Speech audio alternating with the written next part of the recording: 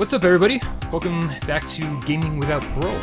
Sitting across from me this week is Dezrah. Hello. And sitting across from me is Bryan Paul. Oh, hey. I didn't see you there. No, you. The one down there. Oh, we should not be watching that. Wow. Oh, no. I mean, We'll be back next week. Good on you folks, but... I like providing the backdrop for people's sexual exchanges. And there goes the mature tag. Okay. Des, last week we were talking in these very same clothes about games that people will buy no matter what. Yeah. We kind of ran low on time though, so so picking it back up where we left off. I think it was your turn. Yeah, so we got a little negative. I gotta say with the Sonic thing, but that's that deservedly so. Deservedly so. I take the credit and the blame for that. Well, if we like games, we like gaming. We want our games to be good. Yes, we do. And when they're not good, we get unhappy. Yep. Okay. But so I want to kind of spin it back around and go back to game series that Des will buy no matter what. Okay. And this is Deus Ex. Deus Ex, from the very first PC game to its current incarnations on the modern day consoles. I love these games. What they bring is, so the original PC game, even at the time, its graphics weren't the best. No. But what it did in terms of wow, I am so proud of that sentence. Let's just savor that. What it did. Grammar, kids. Grammar. What it did was combine a first-person shooter, role-playing games, and even adventure games all in kind of one game. Not only that, it told a really in-depth, interesting story that wrapped up, conspiracy theories and grays and all that. It was like watching an entire season of the X-Files jammed into one game. Nice. The good X-Files, not crappy. Not new X-Files. Yeah, not new X-Files. Yeah, sorry, guys. And in all fairness, like, I am kind of a skeptic in the real world, and kind of conspiracy theories drive me up a wall. But playing me a video game series that's set in that universe, I loved it. Saying you don't subscribe to conspiracy theories? I'm of the Alan Moore school of thought, where people believe in conspiracy. Wow, bleh. People believe in conspiracy theories because the alternative is too scary. The alternative is, that there's no one in charge of things. That just random stuff can happen. It's much more comforting to believe that there's an evil group in charge of everything than no one's in charge. But I'll take that. Yeah. And I don't think we could have gone to the moon on a Game Boy. Well, no, because there's no rockets on a Game Boy. On a Game Boy powered computer. So close. What are we doing here? But anyways, yes. So tangent aside. Deus Ex. Deus Ex. Yeah. Deus Ex. I thought that was the last episode. Deus Ex. It's almost as if this isn't a fresh episode. It's almost like we're doing. So wait. So how did this game? Okay, I gotta be totally honest here. I played a little bit of Deus Ex, I think Invisible War, on the PlayStation 2. Okay. So talking about kind of a dumbed down version, I believe. Right. Yeah. Not the best entry in the series. I'll be the first to admit that. But I do remember things like dialogue trees. And what else made it? You kind of like vaguely said RPG elements and adventure and conspiracy theories. But a little more specifically, like dialogue trees. What else in those games really separated it from the pack? Well, you had a lot of choices how you wanted to approach a situation, how you wanted to approach the entire game. Okay. Your character could do upgrades. It was all about nanotech, which was the big buzzword at the time, and so you could upgrade. You wanted, but with your upgrades, you had to make choices. So if you want to upgrade your legs, you had to choose: do I want to be able to run fast, or move silently?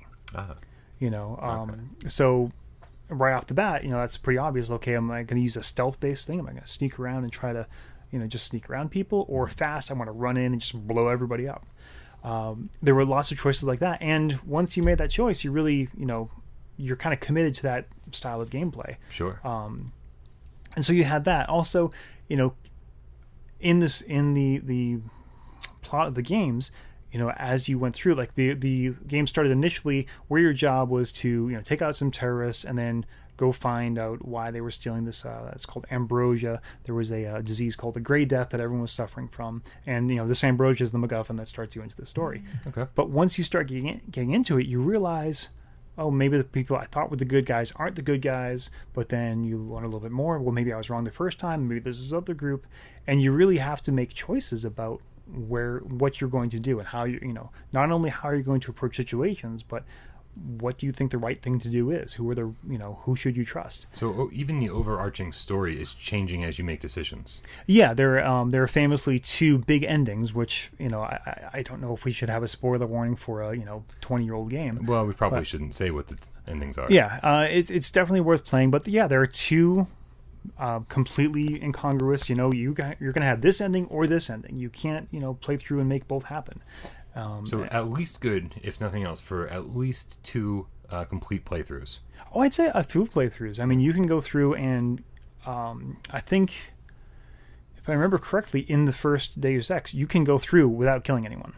Amazing. There is a pacifist, and it's not even like there's some people in modern games who, I made a pacifist run. This is a huge accomplishment. Yeah. It wasn't huge. I mean, you were kind of designed. There were a lot of non-lethal ways to deal with opponents. Okay. That becomes an issue in later parts of the series, but so I guess I just hinted at it. Deus Ex: Human Revolution. Yep. Came out for the Xbox 360. I think was it PS3. Yep. The main storyline was very similar to Deus Ex. Okay. In that you had upgrades. This was set, I think, 25 years before the events of the original Deus Ex. So it's all like, mechanical upgrades. It's not nanotech. So you're actually getting like a robot arm. Yeah. Rather than just, weird nanotech in your blood. I did play a significant part of Human Revolution on the PS3. Yeah. I wasn't a fan, I think, of too many aspects of it. I think my biggest complaint is I think we brought this up on the Midnight Games Cast last week. Adam Jensen, our hero. Yes, he's kind of a douche. Yes, yeah. He is. He's like ripped out of the Matrix. He's got the stupid little beard and and the chin strap, I think they call it, with the stupid sunglasses and the slick back hair and the big trench coat. It is not 1995 anymore.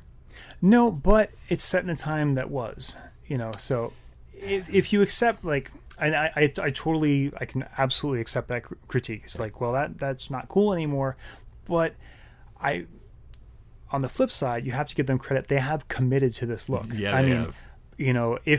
If you don't buy into the art style, then yeah, I can see where it. But if you do buy into it, I mean, it is a really detailed. Like, they are from top to the bottom. They want the world to look a certain way. Oh yeah. The color distinct look. Absolutely, the color scheme. It's all oranges and yellows and browns, as opposed to a lot of like shiny blues and grays. Of like now you see something set in the future, it's all blues and grays and shiny. Yeah, for this sure. is it's supposed to be a little dirtier, a little rougher, a little grittier, noir. That's the word I'm looking for. So it's a noir cyberpunk story, but it's not all black and white. Right. So yeah, if you don't like that art style, then absolutely this is not because it is nothing but that art style. And the last thing I want to do is sit here and make you defend your choice. No, that's not what this episode is about at all. So you played Human Revolution. I played Human Revolution on 360. I played it on 360. Really enjoyed it, with the exception of the boss fights, which is what I kind of hinted at before. Yeah. The thing that I love about these games is you can craft your own way. If you want to go through and play non-lethal and just be totally stealthy, and you can do that until you hit a boss. Yeah. And I think there are 3 major boss fights, if I remember, and every single one of them, you got to kill the person. There's no way around it. You have to kill them, and you have to, in a lot of cases, like the first time I played through, I was just super stealthy. I wanted to do this non-lethal and just, hack everything. And I go in, and here's this Russian cyborg who's just running around like a maniac, absolutely wiping me out. So I finally just had to, I think, just stock up on a bunch of mines and just set them up and cross my fingers and hope you ran into them. I think that's actually where I stopped playing. That's understandandable. And the boss fights in that game, in Human Revolution, famously were outsourced. Yeah, and you can tell. Yeah. It's really strange, right? It's a for strange a game, thing to outsource. It's so, like, every part of it is so thoughtful, and there are, so this is actually kind of getting to the point I wanted to wrap up with, but I think it's a good time. Games like Skyrim or No Man's Sky or other games that don't have Sky in the title, they're really lauded for having this open world experience. You go in, you can do whatever you want. You want to spend 30 hours going through every book in the library? Right. You can do that. Yeah. You know, No Man's Sky, you want to just travel around and visit all these planets? You can do that. I don't actually want that. No. You know, I don't want an on-the-rails story that's just, you need to do this, but I don't want, you can do anything. Games like Deus Ex, games like Halo, games like, which I'll get to eventually, Fable, they're a mix of both. There is a story. There is a path the creator, or an experience the creator wants you to have, but you're free to explore along that path how you'd like to. So it's kind of a mix of the two. And I think that's, for me, that's the sweet spot. That's what gets me coming back to these games, is they've created a world. It's not a realistic world. Okay, it's not Call of Duty where you can see every, shell eject in exactly the right angle that a shell ejects from that weapon. But it's realistic in that the worlds have their own rules and they abide by those rules, and you can kind of get lost in them. Yeah. So. And as you mentioned at the beginning of last week's episode, you're a bit behind on the console generation. Yes, I am. Yep. So if these are games that you'll buy no matter what, this will be a game you probably buy when you get around to buying a next-gen console. Well, with the fact that I'm so far behind on Halo, and the fact that, Mankind Divided looks really, really good. And the great reviews, too. Yeah, yep. I'm this may actually be the game that gets me to buy an Xbox One. Wow. Like before I usually tend to, because I'm super excited about it. Yeah. I did discover, though, in my research, I just got released last week. There was a little taste of the Deus Ex world. There's Deus Ex Go. Yes. For mobile, it's for Android and iPhone, or iOS. I think you can do it. And it's in the same series as the Tomb Raider Go and Hitman Go. The reviews look really good. It's more of a puzzler. If you've never played these games, it's basically a very iconic, like literally iconic version of your character. Yeah. And you kind of move along lines and you have to get through traps. It's more of a puzzle game than anything else, but it's set in that universe, and it looks pretty interesting. And from what I can tell, all of the Go games have been reviewed very, very well. Yes. And very simple controls, I believe. Yes, most of them simple controls but complex gameplay. You need to chain events properly, and it plays nicely in the Deus Ex world where you do have all these upgrades and hacking, and a lot of times you have to look at the situations. But all right, is it better for me to try and blow up that security camera, or to take it over so I can make that security turret kill the guard instead of me? So it looks interesting. I'll definitely be trying that out while I convince my wife to let me buy an Xbox One. Luckily, prices on the unless consoles. One of you lovely people wants to donate one to would that roll Dez's Xbox fund? You could just take mine. No one's playing it. Yeah. I mean, I got to get around to playing Ori and the Blind Forest soon, but other than that, it collects a lot of dust. No offense, Xbox One fans, my PlayStation 4 is dominating my time this year, or this generation. Yeah.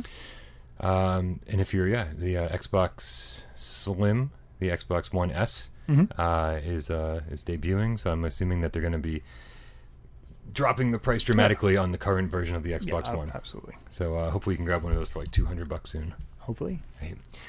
Moving on to a series. Now this is the complete and total polar opposite of the Sonic the Hedgehog games I talked about with complete disgust last episode.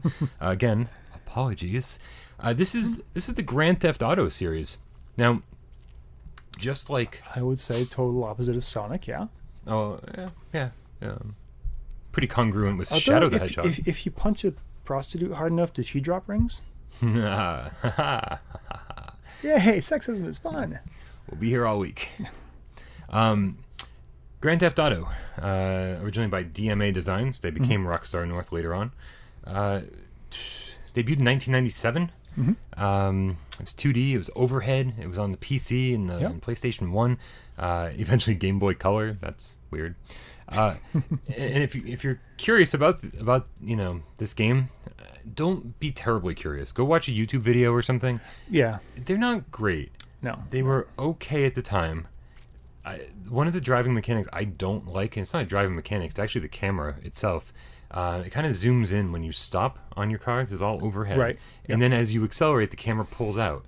in this game, there's a lot of slowing down and speeding up and slowing down and speeding up. The camera's constant, Yeah, even just watching, just to remind myself what this game was all about, I was watching a little bit of YouTube today, and I don't get motion sick easily. Like, I feel like in VR, I'm going to be fine. Yeah. Watching video of Grand Theft Auto 1 was a little nauseating, to be honest. Well, it's just another one of those things where, hey, this sounds like a cool idea. When you slow down, you're going to see what's happened, so zoom in, right? But if you don't think about that extra step, well, what if you're, like you said, you have to slow down and speed up all the time? Yeah, it's a city full of traffic. Right. It's not just highways, so there was a lot of stop and go. Yeah, it was one of those things I like to call a half good idea. It sounds good at first, and then until you actually think about the consequences.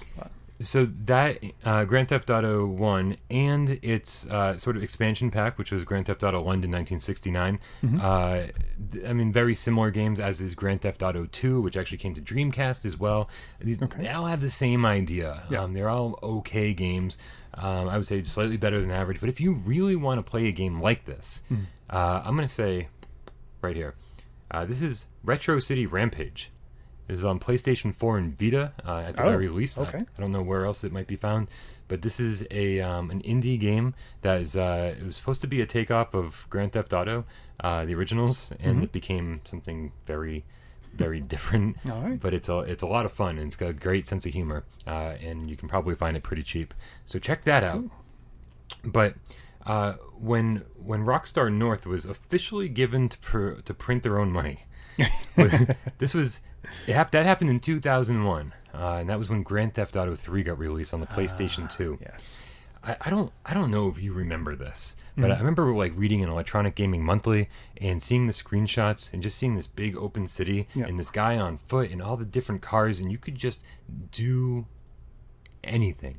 And that was what everyone was saying. So you can just do whatever you want in this game. Yeah, it's cliche to say, like, this game changed everything, but it literally did. I mean, the games before Grand Theft Auto came out and games after they came out, they had to be informed by the popularity and the design of it.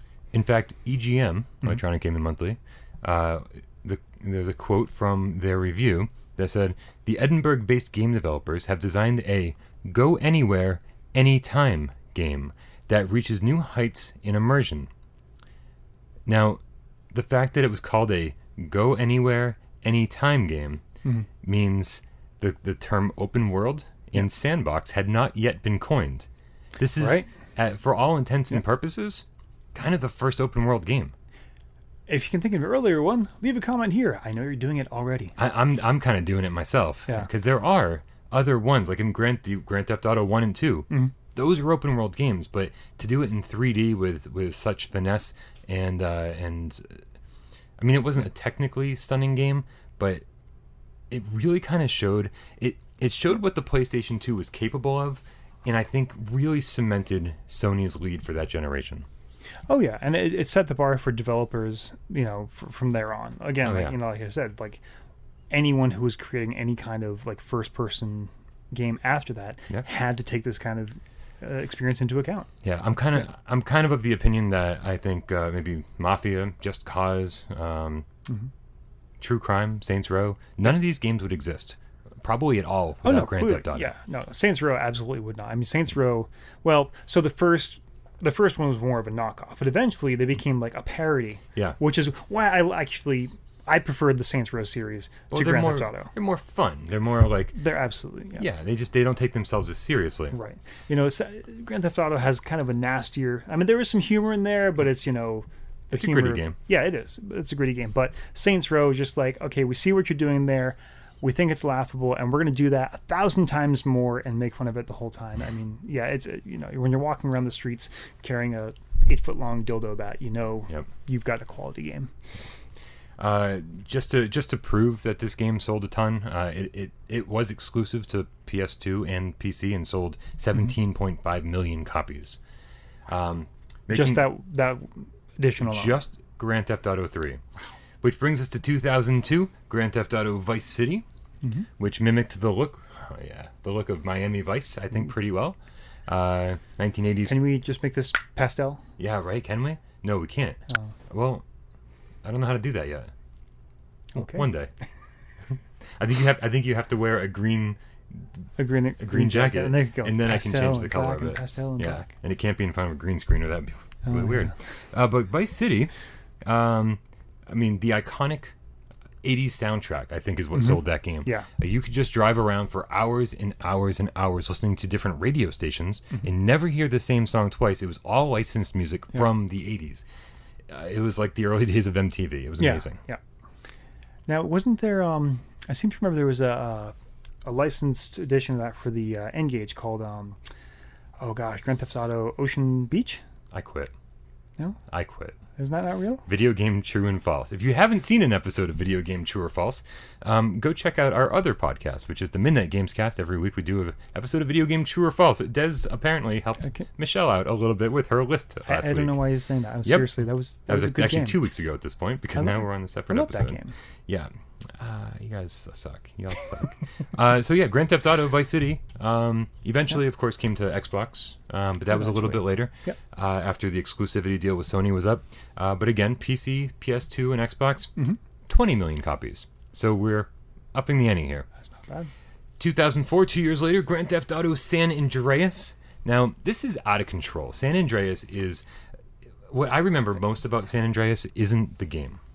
I remember that my buddy Mike, who was always kind of into video games, he's not the kind of guy that would have spent 100 hours in San Andreas, but he did. Well, there's a lot. There's a lot to spend. He literally, but like I'd never seen him play any game for this long ever. Wow. And I think he 100%ed that game at least once. In this, there was so much to do. In that game, they really took it to another extreme, where there was almost like too much to do, too much management in terms of like your health and working out and eating and dating. You could date up to 6 girls at the same time. You're taking over territories. Like there was just so much to do in this game. Yeah. It was famous for the hot coffee mod. Remember that? I do. This I do. This put Congress in a little tizzy. Oh my god. Now, if you don't remember the hot coffee mod. There it is. It wasn't part of the game. Yeah, it wasn't accessible from the game itself. You actually had to go in and change the coding. You had to hack the game, basically. It was accessible on actually all versions, strangely enough. You could actually play it on the PS2 and Xbox versions. Well, sure, because it was a little joke put in there by the developers for themselves. Yeah. But it was a sex mini game. And it was actually when the ESRB and Congress got a hold of this, they actually had to re-rate the game as adults only, which means they pulled the game off the shelves because you can't sell an adults only game in a store, and they actually had to re-release the game without the mini game accessible. It was actually still in the coding; you just couldn't access it anymore. What was this?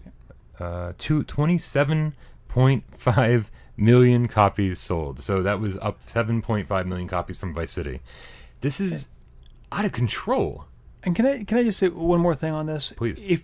When that originally came out, if your kids were smart enough to figure out how to unlock and get into the hot coffee mod, you should be high-fiving them. Yeah. Okay, because it wasn't something that you could just accidentally do. You had to go out, get a... Well, we won't talk about how you did it, but... No. Your kids were showing skills in computer programming. I mean, this should be encouraging them. And if they were that good, and if they were good enough to hack a video game to be able to play something that wasn't intentional, they can find porn. But more importantly, they're not having sex. I promise.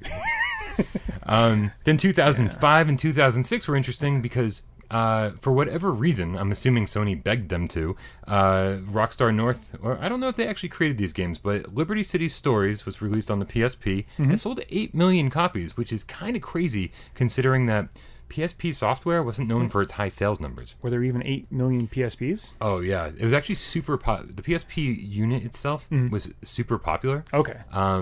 And especially in Japan, it was very popular. Right. Oh, yeah, Japanese market. But I think the reason they sold so many of them was because it was easily hackable, and you could play all your old Nintendo and Super Nintendo games on it. Right. That's why I always had 2 PSPs.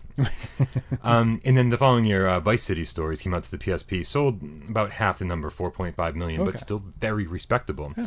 And that is the last time any Grand Theft Auto game didn't beat its previous sales numbers.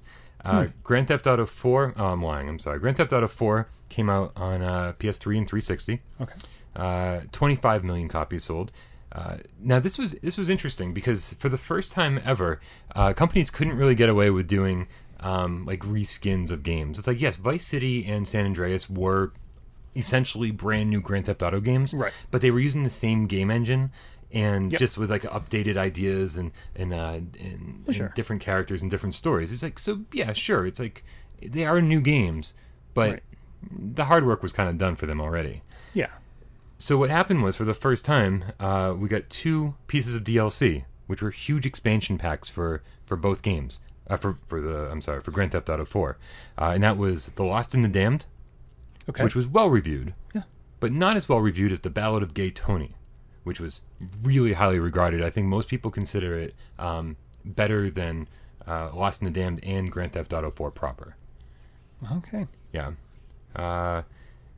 2009, Grand Theft Auto Chinatown Wars was a real strange handheld game, but we're going to skip that and talk about Grand Theft Auto 5. Now, let's put this in perspective. 2013 is when Grand Theft Auto 5 came out. I thought the series was kind of on its last leg.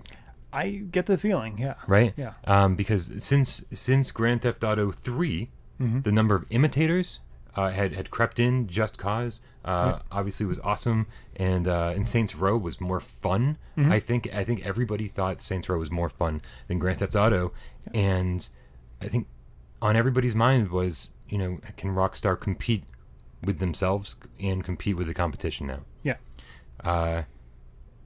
They did. They did. Currently has a 97 on Metacritic.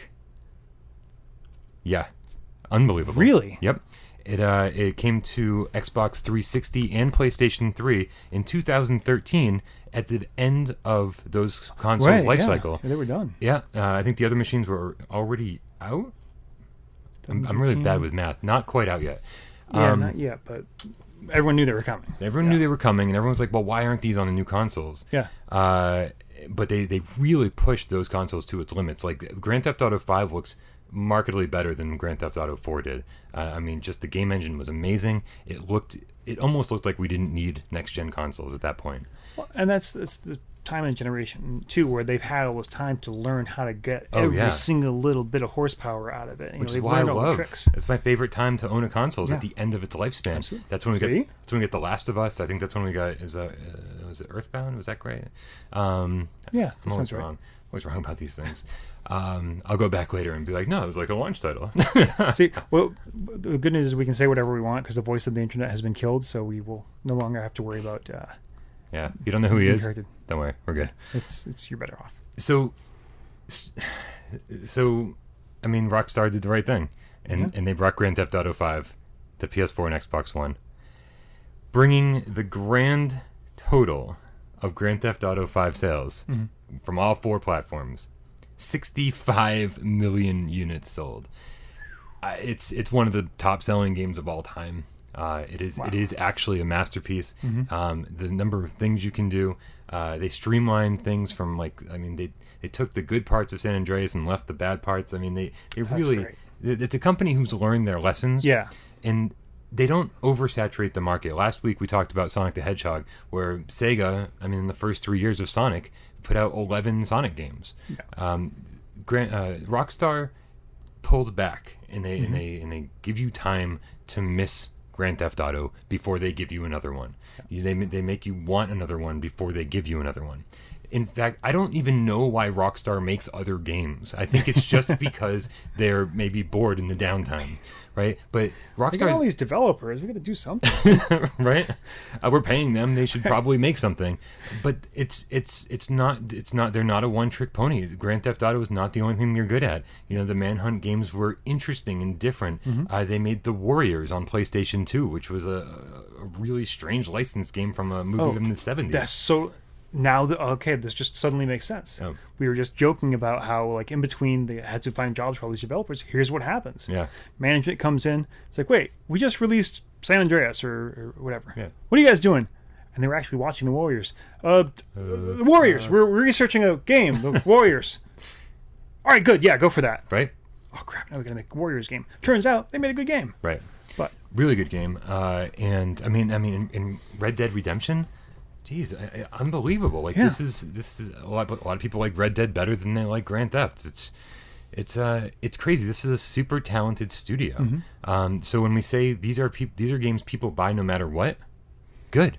Yeah, keep doing it. Yeah. You're voting with your wallet and you're doing the right thing. Like if you want these games to keep coming in with the high quality standards that Rockstar gives us, then keep buying them. Yeah. You know, I mean, I'm not a Grand Theft Auto fan. My problem with Grand Theft Auto is that I've got ADD. I start playing the game and I'm like, oh, I'm gonna go do that. Oh no, I'm gonna go do that. Now I'm gonna go do that. And I'm gonna do that, and I never get around to doing the first mission. I'm stealing ambulances and police cars and in taxi cabs and picking people up and bringing them to their location, basically playing Crazy Taxi. Yeah. I'm like, I'm just gonna go play Crazy Taxi now. Yeah. It is for me. There's too much to do. Like you were talking about with not Deus Ex. You're saying Deus Ex is kind of the perfect balance. I need something more along the lines of Deus Ex to keep me grounded, right, or I will get lost and never get back to the actual game. Yeah. So for me, I get it. Grand Theft Auto, it's not for me, but I understand why it's for everybody else. I won't even talk about online. That's like the big sell right now, and I won't even talk about it. Yeah. He refuses. It's in his contract. I can show you. He refuses to It's pretty crazy. I can't believe I'm saying this already. What's that? That's the end of the episode. Okay. Wow. Fable's awesome. Fable's awesome. Yeah. And which we'll sadly missed. Sadly missed. Yes. Goodbye, yeah. Lionhead. It's Lionhead? Lion's Head, yeah. So just on the flip side of that, so here's where you're voting for your dollars. And we won't go into the details because we're out of time here. That's but right. This is the situation where it's exactly opposite of that. It's, it's a game. It was pretty popular. It was a niche game. Yeah. Took a lot of work. Didn't get the sales. Microsoft finally said, you're done. But it's because it just never really got the audience that some of these other games had. But you know what? There's so much like love poured into these games. You can get the feeling that these developers, they, again, like I was saying with the other games, they wanted to create a world that felt like a real world where your decisions had consequences.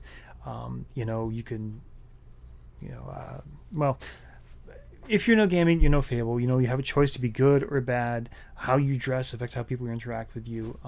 But again, it's that same sort of thing. So what I've discovered through this is I will keep buying games in a series as long as they're telling a compelling story in a compelling way. I guess we'll have to end it there. We will end it there. And yeah, thanks for tuning in. Thanks for listening. Obviously, you guys, these are just two people's opinions on everything. So are there any games that you will buy no matter what? Good question. Let's hear. Yeah, leave your thoughts on all of this in the comments below. Do you hate Grand Theft Auto games? Do you think that Rockstar North is not a good developer? I mean, there have to be people. You're objectively wrong, but we'd like to hear why. We'd love to hear why.